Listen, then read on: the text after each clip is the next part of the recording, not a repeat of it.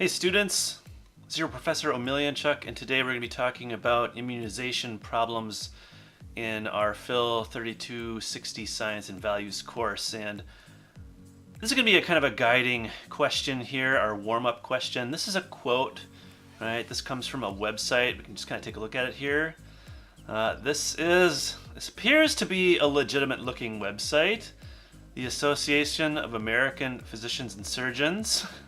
And they have this statement on federal vaccine mandates, right?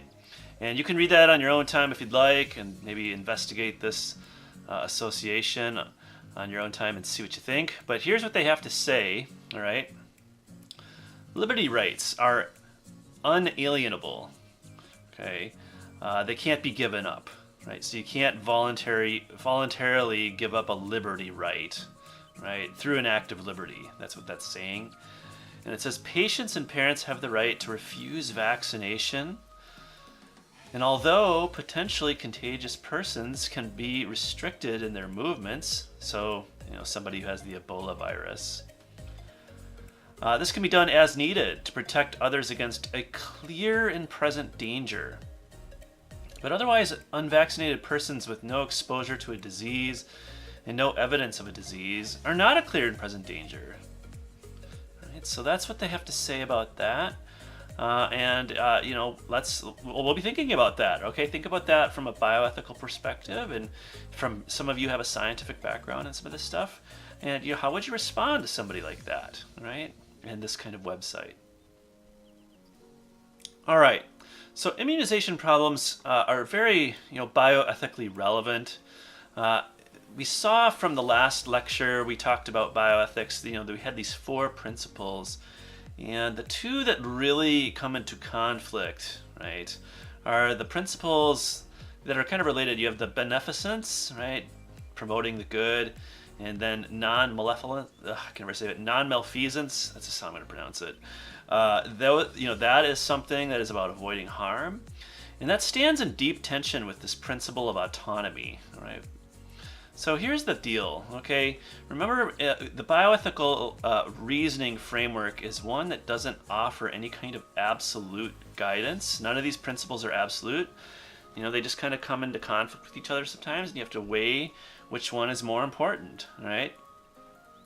So here's the thing that, at least for those who are kind of siding with the beneficence principles, is that vaccination has been stunningly successful in preventing, if not eradicating, highly contagious and debilitating diseases.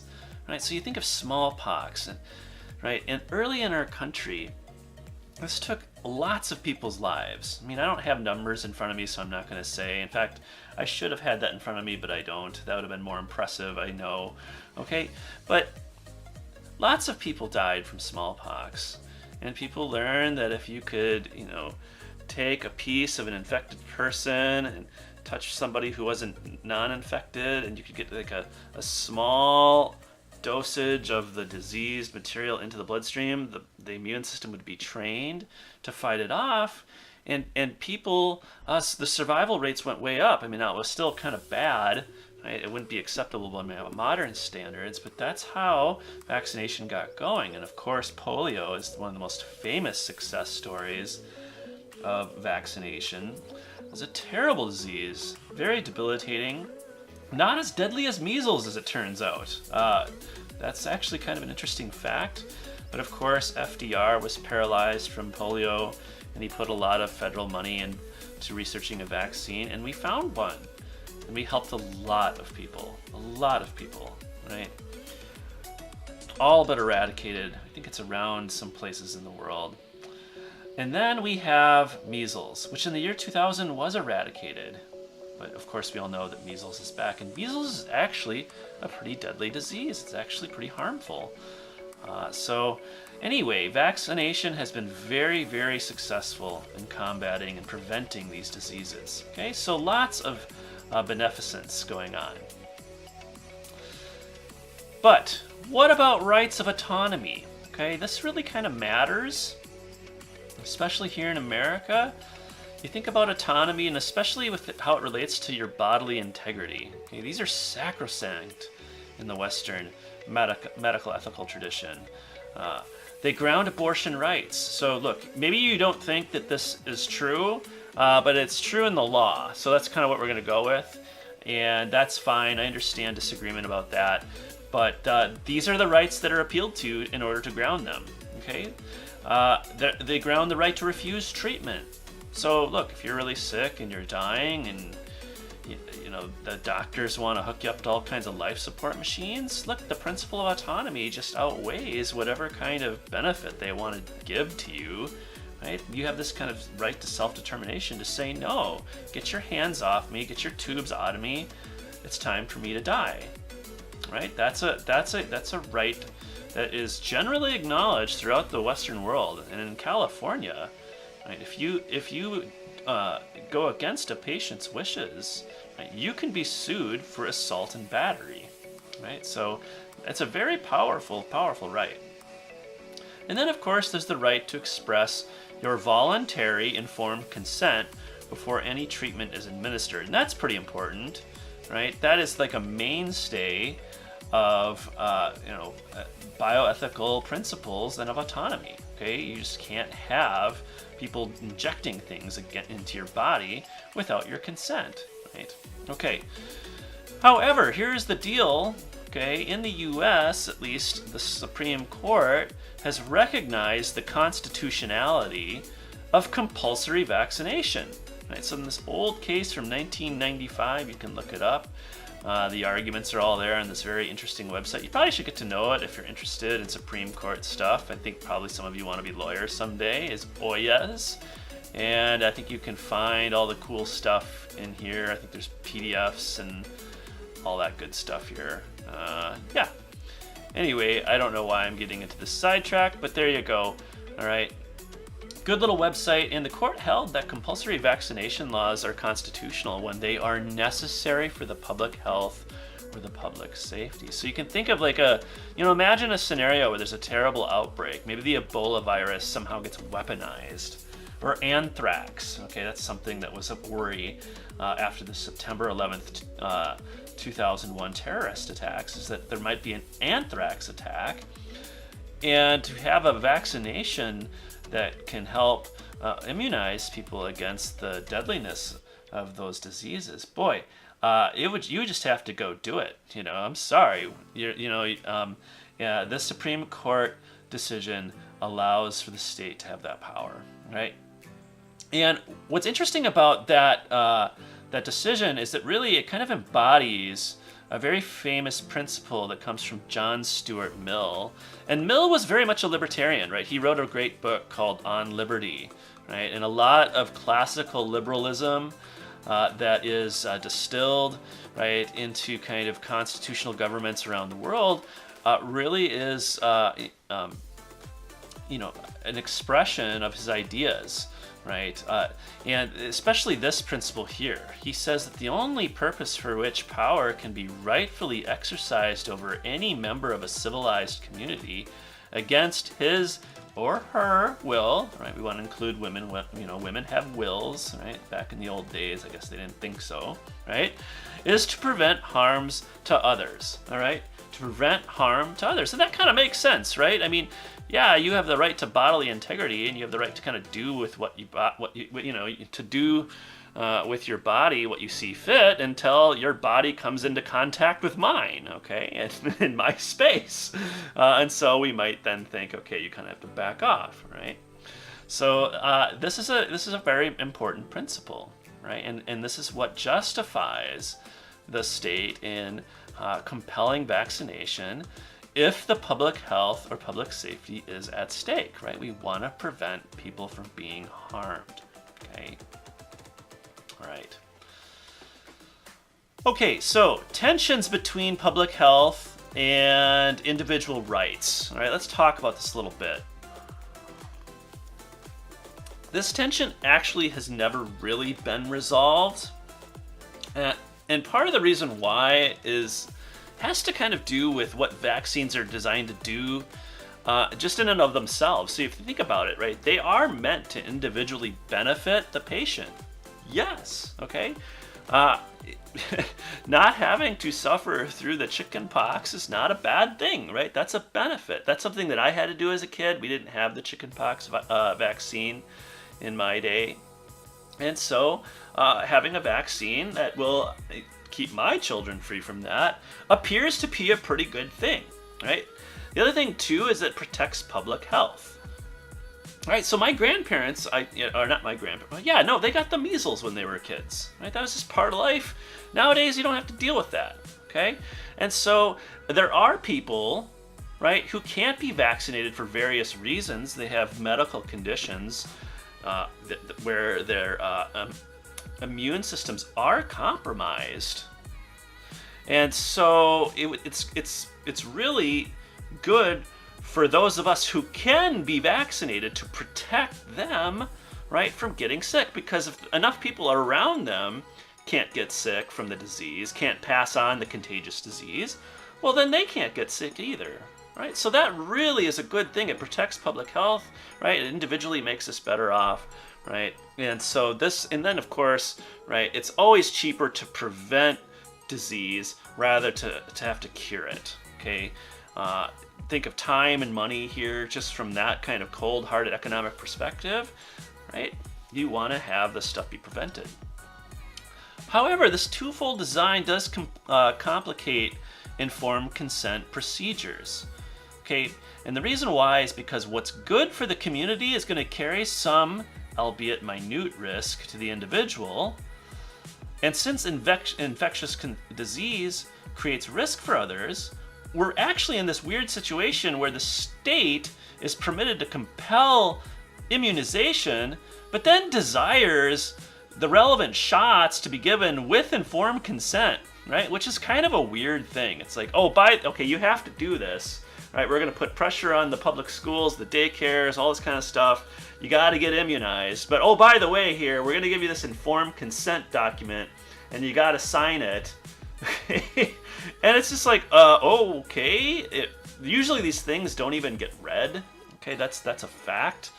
And so you could call this the involuntary informed consent problem, all right? And so that just, that's just not an expression of autonomy, but it kind of looks like it a little bit, right? It's sort of, this is a problem, right? This is a problem. Second problem we can talk about is the immunization rates are high in our country, or in just any place really, when people see vaccines as life-saving, all right? And that makes sense, of course, right? If in the days of polio, when this thing became available, everybody wanted it, right? So there wasn't any problem, with the involuntary informed consent people, because people are voluntarily opting into this, right? It wasn't anything like, I don't want to do that. No, right? Polio sucks. So, hey, don't worry about it. But when it comes to seeing certain things as unnecessary, so contrast polio with like chickenpox. Now, I already mentioned chickenpox and the benefits there, but here's the thing about the chickenpox vaccine is that there has been at least some research that's indicated that the vaccine wears off in childhood, and then as an adult, you should get re-immunized against it, right? Because if you could, and the problem here is that if you contract chickenpox as an adult, right, you're subject to worse symptoms and side effects, and that can be really,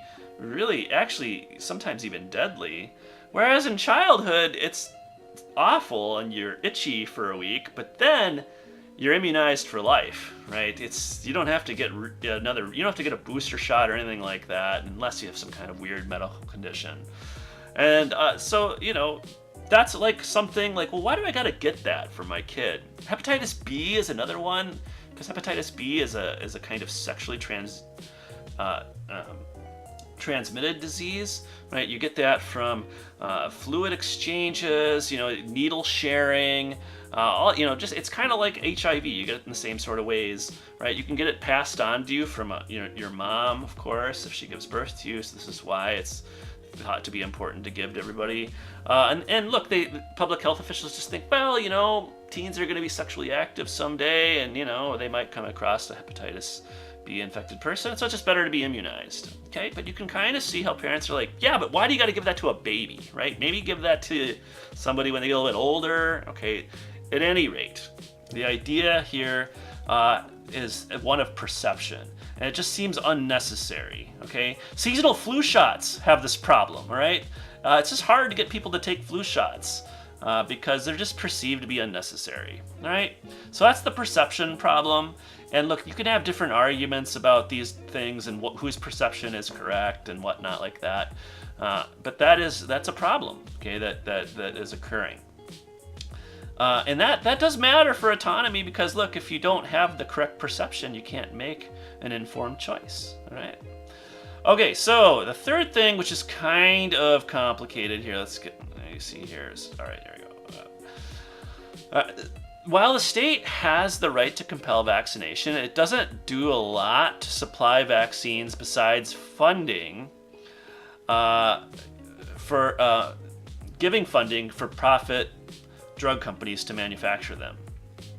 All right, so it'll give money to those people, right? And it's always for profit drug companies because they have the machinery, they have the know-how, they have the distribution, all that kind of stuff in place. The government doesn't want to manage any of that, right? So, but what ends up happening here, and this is borne out in the history of immunization in the U.S., is that you have cases where the companies just don't do a good job in manufacturing them. Okay, and this happened with the polio vaccine and in the Cutter incident. You can actually read about that in this really interesting book by Paul. Oh, now my internet connection's not really working, so let's just go back. What's his name? Paul Offit, and I think it's back up there, right? And so what happened here is that they screwed things up, and then 200,000 people were inadvertently injected with a live polio virus. 70,000 people became ill.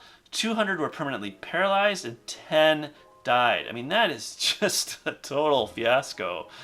So this did not help the vaccination cause, right? Even though the polio vaccine was very successful, okay? So there's other issues too that have to do with expense. So the HPV vaccine, right? Those are very expensive, it turns out, and they really benefit the profit motive of companies and the pricing. And the pricing is something that the government just does not aggressively negotiate.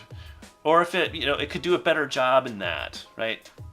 And so what this ends up doing is undermining trust in the idea that vaccines are a public and community produced good, right? Call this the big pharma problem, okay? So, hey, we live in a free market economy. Part of our autonomy is about, giving money to who we want to give money to. And a lot of people don't trust big pharma. And there's good reasons why. And so, people, they don't want to have to be forced into some kind of transaction with them. Okay? So, these 3 points come from a really interesting book. Let's go visit it here. I really like this book a lot. It's called Calling the Shots: Why Parents Reject Vaccines by Jennifer Reich.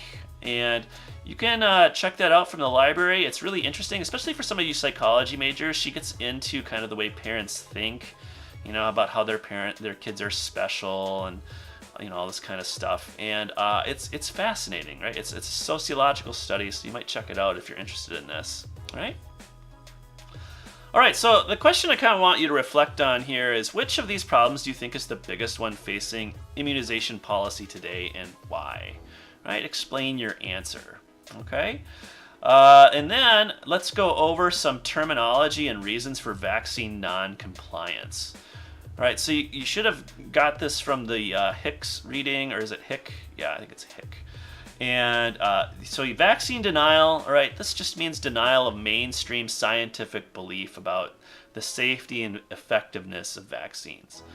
Right, so people who are denialists are also vaccine refusers, right? And so refusal, that has to do with, not routining, or refusing to, administer or consent to the routine childhood vaccinations. Now, the thing is, though, that doesn't necessarily overlap with the denialists. All right, so Look, people will refuse certain vaccines, but not all of them. So here's a good example, okay? This comes from the National Catholic Bioethics Center.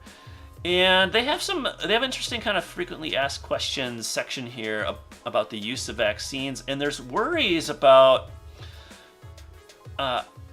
vaccines that have been derived from aborted fetuses. Okay, so there's some vaccines that have, they're produced from a cell line that came from aborted fetus, right? And so there's this worry about complicity, and they kind of try to address some of these issues. And, when it comes down to like, well, am I free to vaccinate, or what is it? Am I free to refuse? I was right.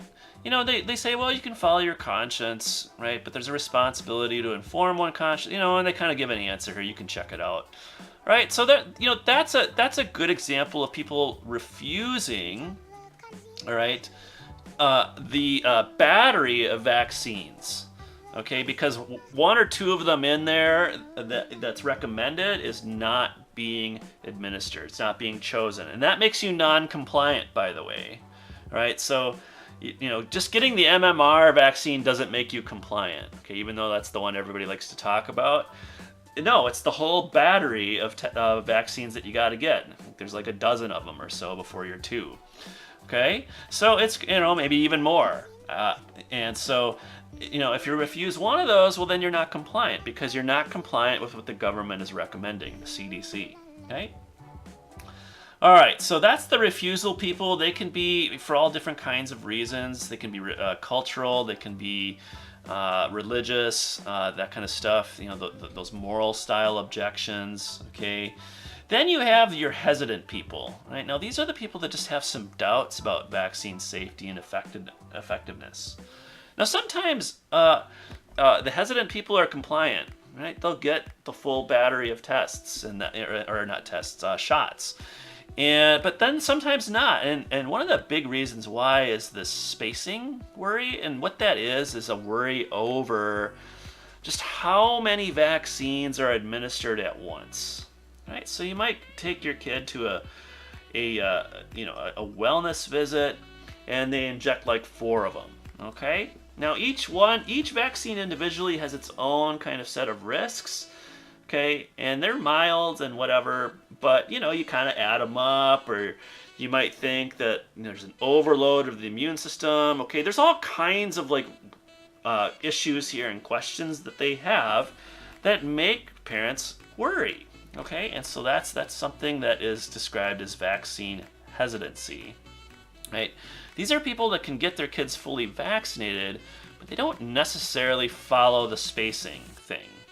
And so it might take their kids to be vaccinated, on a different kind of schedule, and it might not make them fully compliant, right, with the recommended shots in the recommended amount of time. Okay, so compliance is kind of a strict idea. You have this battery of shots, and then you have to have it done in a certain amount of time. Okay.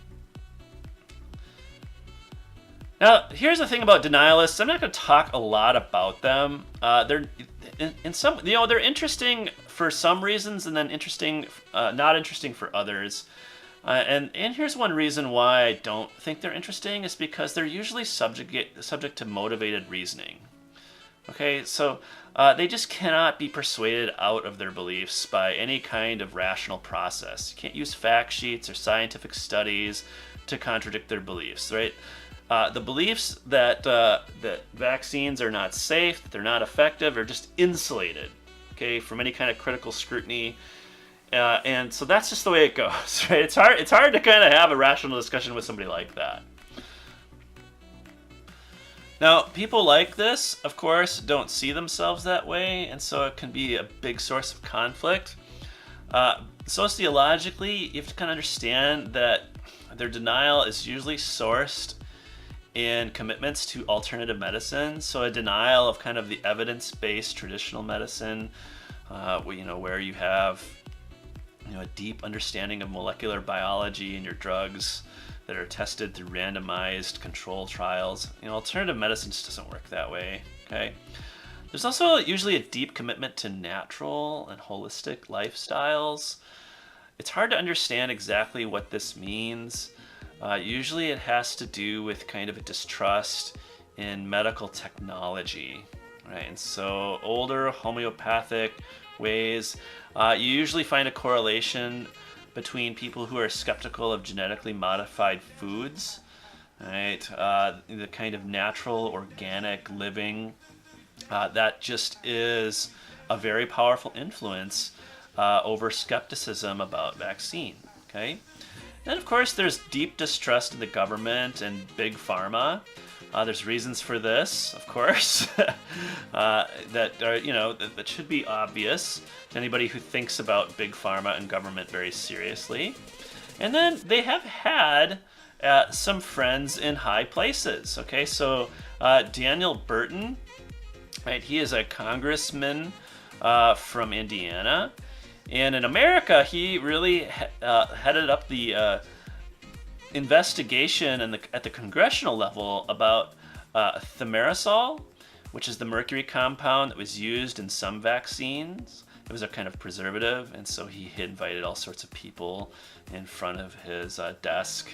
He was on C-SPAN, and he was on, TV and all this kind of stuff. You can read about him, right? He had a public influence when that happened.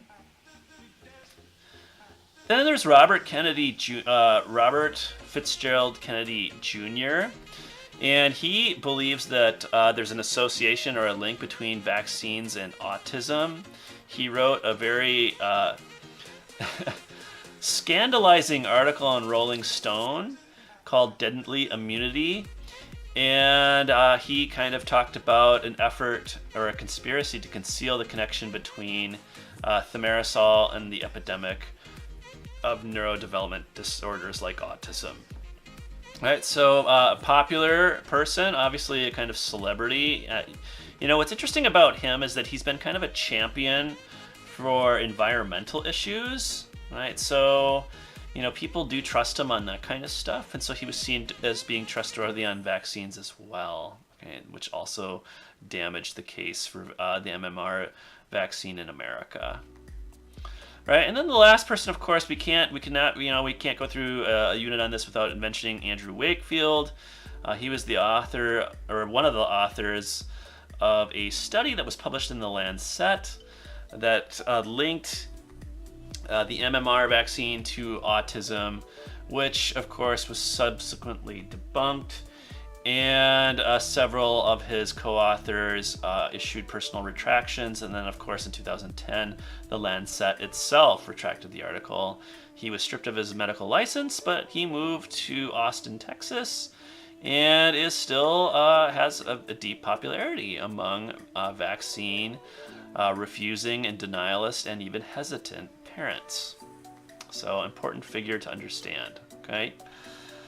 Now, here's the thing you need to note about denialists, which is important for our class, is that they come from all sides of the political spectrum, right? So Dan Burton is a Republican, RFK, right? He's a Democrat. I don't know what Andrew Wakefield is, but again, you do get people from all sides, okay? You get people from all sides from the political spectrum that are worrying about this kind of stuff, right?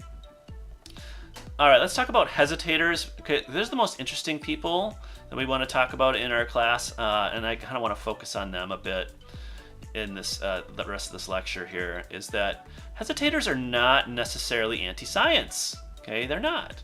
Okay, but they may have difficulty being persuaded by science for reasons enumerating by the book review that you had to read for today.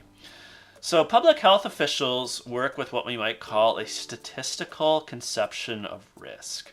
Right, so when you're doing public health, you're working with population level numbers, right? You're just kind of figuring out what the probabilities are and the frequencies of side effect incidents and this kind of stuff, which do happen with vaccines. The risk is small, and it's hard to know exactly if they cause anything like death, because it's hard to know whether or not you can really confirm through scientific evidence that the vaccine caused something like that. But anyway, everybody knows that vaccine can cause adverse side effects, but at just a very, very, very, very low incidence rate. Okay? at any rate, so the public health official is going to treat the society's children as just kind of a mass of replaceable individuals who will inevitably suffer. Okay, but albeit, it's really low rates, all right, very, very low rates of hazard in pursuit of this greater good, of public health, right? Herd immunity, and being immunized against these deadly diseases, okay? It's just like the benefits just so outweigh the risks that, we really shouldn't worry about it, okay? But the point that is made here is that it's almost as if that, society is like a casino, and each immunization is a roll of a dice. Now, the odds of not losing, right, the roll of the dice are so high that it's just irrational not to play. Okay, so you can just kind of think about this from, probability calculus, and you should just play the game, not worry about it. Okay, but parents don't work with that kind of conception of risk, right? They work with a different one. They have an individual conception of risk. And the way Hick puts it here, I think is kind of nice. He says, for a parent, the probability that their child will suffer a side effect from a vaccine cannot be conceived as a bet or a gamble. Right? If this roll of the dice is lost, the parents just can't adjust their strategy and just try again on the next roll. It's like, because that's the thing. You're at a casino, and suppose the odds are in your favor. All right, well, you are just kind of making a bet. It's a good bet, but you could lose. But if you play long enough, you'll come out ahead. That's not how it works with kids. Right? It's not how it works with kids because, right, for the parent, right, your child is not just this kind of indistinguishable, interchangeable molecule in a social mass. Right? That's the really important key point here. Right? So the key point, right, really is that there are value-laden assumptions in both these concepts of risk. All right, so here's the deal. All right, let's try to get this set up correctly. All right, from the public health side of things, the concept is concerned with the best possible outcome. Right, so it has kind of a consequentialist style feel to it here. Right, we're looking at everybody involved. And look, in that outcome, in that all things considered, everybody involved sort of thing, the collateral damage of people getting hurt by vaccines is just going to be totally compensated by the really big, sizable increase in the general welfare. Right, the benefits just outweigh the risks so much that even if people get hurt, it's okay because so many people are being benefited. Right. So that's the big idea there. Parents can't conceive of their children's welfare this way, though, because they can't see it as being replaceable with another child's welfare. Okay? And that's because the parent-child relationship is a special relationship. Now, a little bit about this idea of a special relationship is that I have a special relationship with my two daughters. Okay? I owe them certain things. Right? So if I were to just kind of say, you know what, I just don't want to pay for my kids' college education, and I would deprive them of that, I would at least I'd have to have some good reason for not doing that, okay? And if I were to say, I'm sorry, daughters, the way I'm going to make up for this is that I'm going to pay for some random orphans college expenses, right? So look, what I've done here now is that there hasn't been a change, right, in the general welfare. So I have two daughters. Suppose I pay for two other kids in their college education, right? There hasn't been a change in the overall welfare here, right? The same number of kids is getting educated, right? The problem, though, is that I'm not fulfilling my parental duty to my daughters, okay? Right? They're still going to feel wronged in some sense, right? And so that, I cannot replace, right, their loss with someone else's gain because the relationship is not ordered that way, right? So I hope that helps you kind of understand that a little bit, all right? And so here's kind of the question I want to pose to you. How would you reassure a hesitant parent who's working with an individualized conception of risk, right? How would you help that parent out?